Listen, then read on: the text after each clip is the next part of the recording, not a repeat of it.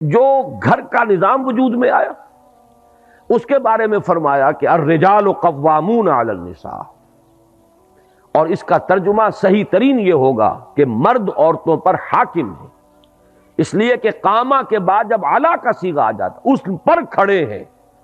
قائم ہے، قوام ہے، وہ تو مبالغے کا صیغہ ہے، قائم سے کھڑا ہونے والا، قوام بہت قوت کے ساتھ کھڑا ہونے والا، اور پھر اعلیٰ کا جب آ جائے گا صلہ تو قوامون علی النساء،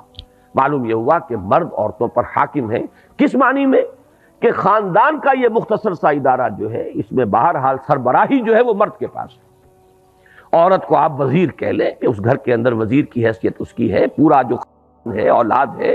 اس میں ظاہر بات ہے کہ والدین ہونے کے اعتبار سے اولاد کے ذمے ہے کہ دونوں کا ادب کریں، دونوں کا احترام کریں، بلکہ اس اعتبار سے میں ایک بات ابھی عرض کروں گا کہ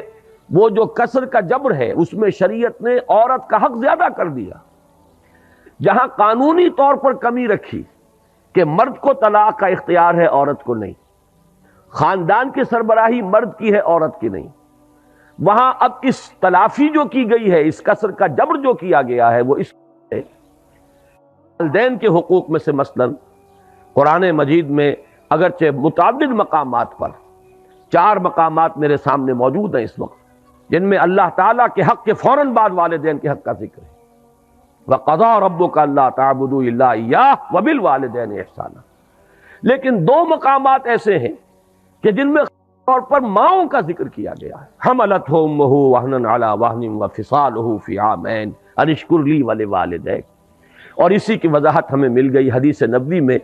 کہ حضور سے ایک صحابی نے پوچھا کہ میرے حسن سلوک کا سب سے بڑھ کر مستحق کون ہے؟ آپ نے فرمایا تمہاری والدہ، کے بعد کون؟ پھر فرمایا تمہاری والدہ، تیسری مرتبہ پوچھا پھر کون؟ پھر فرمایا تمہاری والدہ،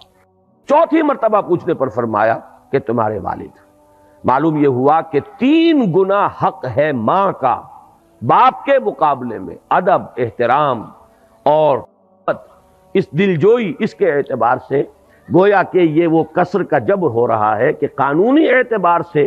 اگر وہاں کوئی کمی تھی تو اس اعتبار سے اس کی تلافی کر دی۔ یہی وجہ ہے کہ آپ دیکھتے ہیں کہ حدیث نبوی میں علی صاحب الصلاۃ والسلام باپ کے قدموں تلے جنت کا تذکرہ نہیں ہے، الجنت تحت اقدام الامہات، جنت جو ہے وہ ماؤں کے قدموں تلے ہے، اس کو بھی آپ اسی کے حوالے سے سمجھ لیجیے۔ یہ وہی توازن پیدا کیا جا رہا ہے۔ اسی توازن کی ایک اور شکل ہے کہ بیٹوں کی پرورش پر کسی اجر و ثواب کا کوئی خاص تذکرہ نہیں ہے، یہ تو ٹھیک ہے، ایک انسان اپنی اولاد کو یہ سمجھتا ہے کہ اللہ کی عطا ہے، اللہ کی دی ہوئی چیز ہے، اور اس کا جو بھی حق مجھے ہے اس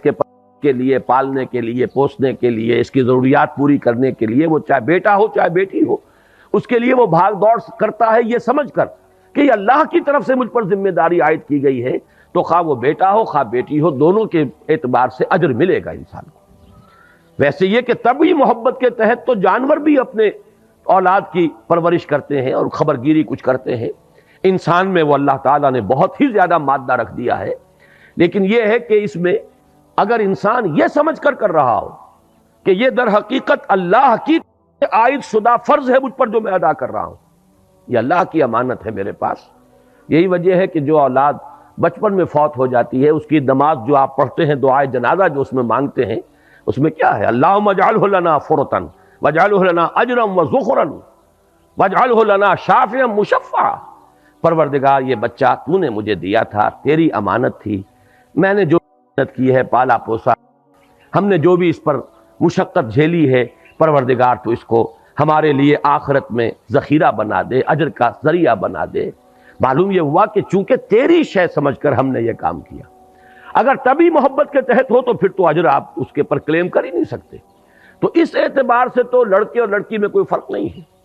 لیکن یہ کہ آگے چل کر ساری احادیث کے اندر لڑکیوں کے پالنے پوسنے کے بارے میں ہے، کہیں کہ جس نے 2 بچیوں کو بھی بڑی یعنی دلی محبت پالا پوسا، پروان چڑھایا، تادیب اور تعلیم دی، اور وہ ان کو وہ جوان ہوئیں، دونوں اس کے لیے اوٹ بن جائیں گی قیامت کے دن کہ جہنم میں نہیں جانے دیں گی، ستر من النار،